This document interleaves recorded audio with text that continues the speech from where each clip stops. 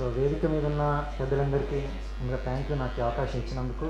So వాళ్ళందరికంటే నేనే చిన్నవాడిని. So ఇక్కడ కూర్చోబెట్టడం అంటే అది చాలా ఒక పెద్ద గౌరవంగానే భావిస్తున్నాను. అండ్ అన్నిటికంటే గొప్ప విషయం ఏంటంటే నా పేరు ప్రత్యేకంగా ప్రస్తావించారు ఆనందాచారి గారు సో ఈ పుస్తకంలో. సో ఇంకా అంతకంటే ఇంకా గొప్ప గౌరవం నాకంటే ఏముండదు. So thank you sir, thank you. So అన్న చెప్పినట్టు ముందుగానే నేను ఈ కథలని చదివాను. సో అసలు నన్ను ఎంచుకొని నా సార్ అనుభవం ముందు నా వయసు చాలా తక్కువనే ఫీల్ అయ్యాను. నేను అప్పుడు కూడా అన్నాను, సార్ నేను ఎందుకండి, నాకు నిజంగా ఏం తెలియదు అంటే, లేదు నువ్వు చదివిన అభిప్రాయాలు మాత్రం చెప్పు అన్నారు. నేను చెప్పిన ప్రతి అభిప్రాయాన్ని ఆయన అంతే పాజిటివ్ దృక్పథంతో తీసుకున్నారు.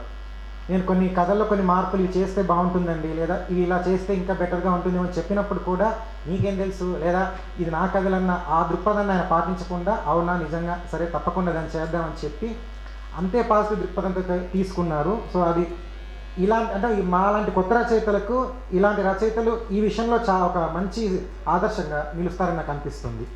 సో ఒక రచయితలకు ముందుగా ఉండాల్సింది ఆ స్వీకరణ గుణం. ఎవరైనా ఒక విమర్శ చేసినప్పుడు కానీ, ఒక సూచన చేసినప్పుడు కానీ తీసుకొని అది మనకు ఎంత పనికి వస్తుందనే విషయాన్ని గుర్తుపెట్టుకోవడం చాలా అవసరమని నేను సార్ దగ్గర నుంచి నేర్చుకున్నాను. సో కథల గురించి పెద్దలందరూ మాట్లాడారు. సో నాకు ఇందులో నచ్చిన కథ ఆచూకీ లేని హత్య. అది నాకు చాలా ఇష్టమైన కథ. అది చదివిన వెంటనే సార్కి ఫోన్ చేసి, సార్ ఇది కథగా కాదండి, దీన్ని మీరు నవలగా మార్చండి తప్పకుండా.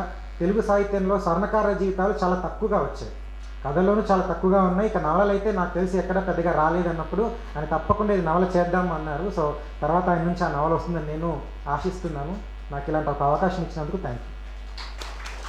Thank you Sai Vamsi.